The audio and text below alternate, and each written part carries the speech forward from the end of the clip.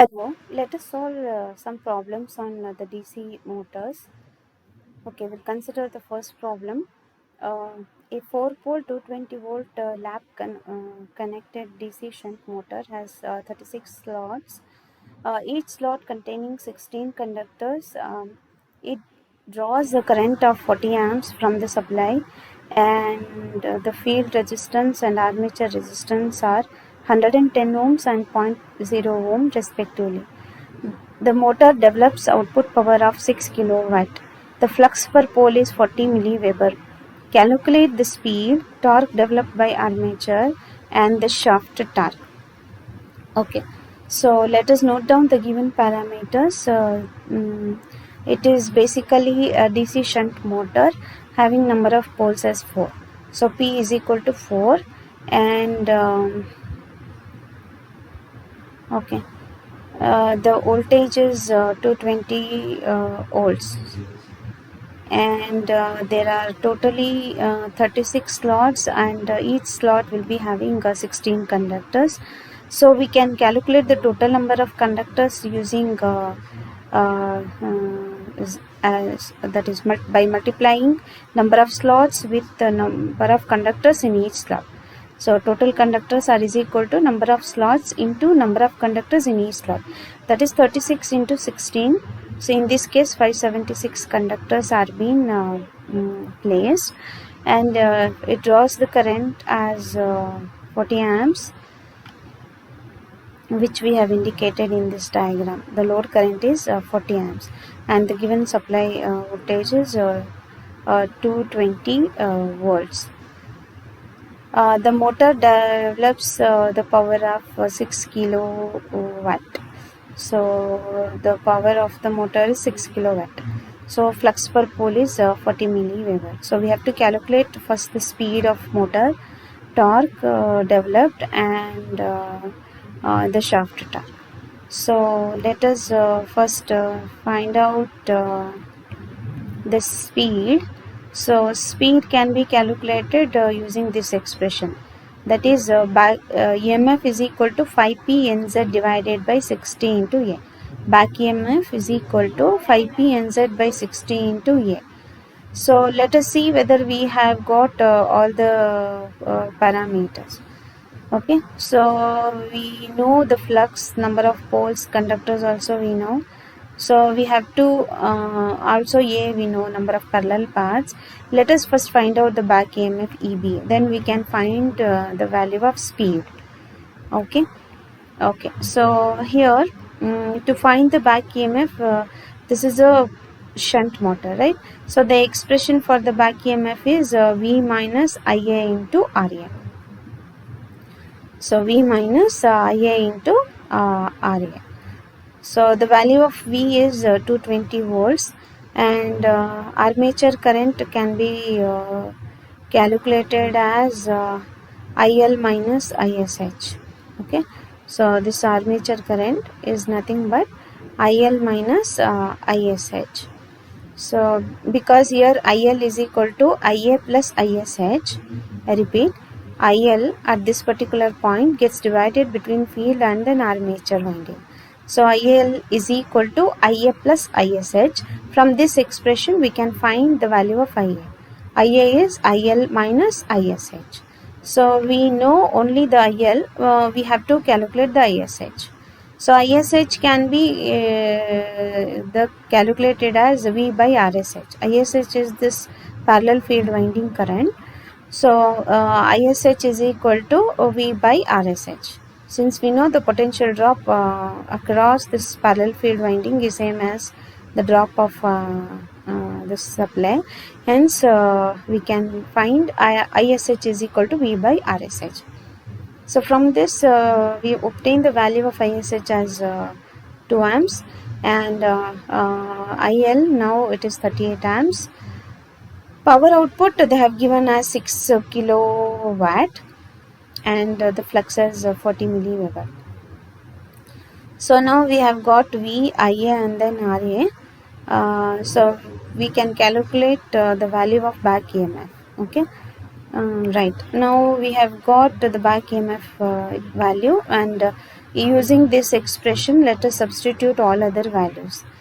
Okay, before that they have told the type of winding to be used as lap type. So for the lap type winding, the number of parallel paths, that is A, is always equals to number of poles. In case of wave winding, the number of parallel path will be always equals to 2. But here in lap winding, number of parallel path will be equals to number of poles. So it is 4. So we have taken the value of A as 4. And by substituting the rest other values, you can get the speed as 563 revolution per minute. And we have derived the torque expression in our earlier sessions. The expression for armature torque for the DC motor is 0.159 times 5 into Ia Pz divided by A. Okay, so here phi stands for flux, Ia is armature current, P is the number of poles, Z is number of conductors, A is the parallel path. So we know all the values here.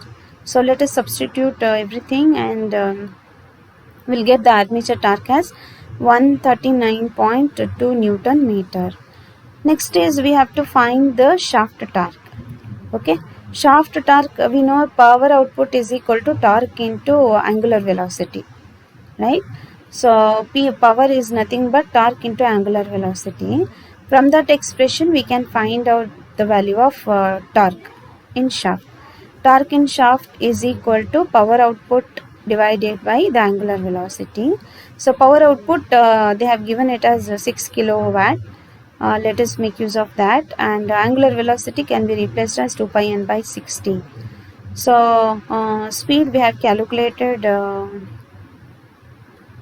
here, and let us substitute all the values. We'll get the value of TSH as 101.73 Newton meter. Okay, so let us use an example.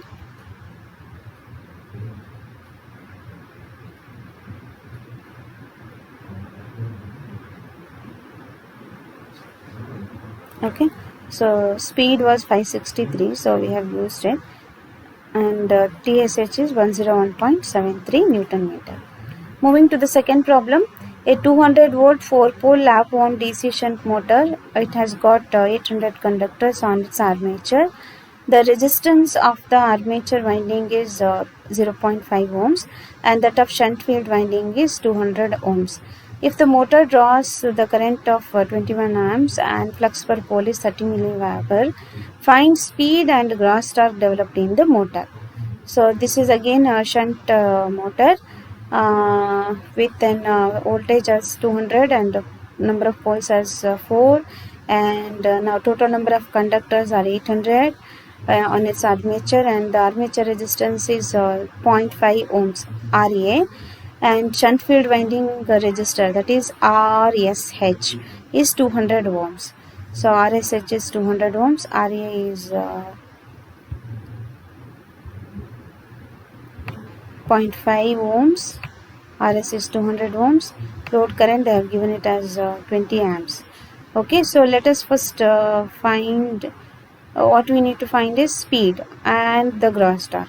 Again we have to use the expression of back EMF 5p nz by 60 to find the value of speed n.